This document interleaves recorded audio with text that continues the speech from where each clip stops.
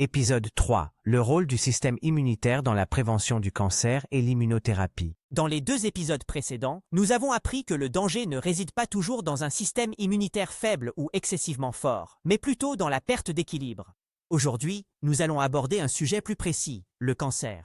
Chaque jour, des cellules anormales ou atypiques se forment dans notre corps, mais dans la plupart des cas, ces cellules ne se transforment pas en cancer. Pourquoi ? Parce que le système immunitaire effectue ce que l'on appelle la surveillance immunitaire. Je surveille les cellules, j'analyse les signaux anormaux et je distingue ce qui est normal de ce qui est dangereux. Mais parfois, certaines cellules tumorales parviennent à échapper à cette surveillance, soit par tromperie, soit en affaiblissant la réponse immunitaire. Et c'est là que la maladie commence. Lorsque je reconnais une cellule tumorale, je la détruis systématiquement et j'extrais ses informations immunitaires, ses antigènes spécifiques. Ensuite, je présente ces informations aux lymphocytes T tueurs.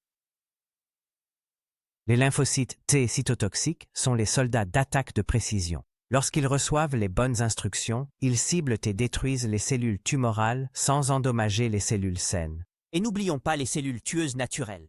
Ces cellules se déplacent rapidement et attaquent les cellules tumorales, surtout lorsque ces dernières essaient de se cacher ou de désactiver les lymphocytes T. C'est de là qu'est né le concept moderne du vaccin thérapeutique contre le cancer. Non pas un vaccin pour prévenir une infection, mais un vaccin qui entraîne le système immunitaire à reconnaître la tumeur de façon plus précise. Dans ce type de vaccin, des antigènes sont prélevés de la tumeur puis me sont présentés, soit à l'extérieur du corps, soit parfois à l'intérieur. Après cela, j'active de manière ciblée les lymphocytes T tueurs et les cellules NK.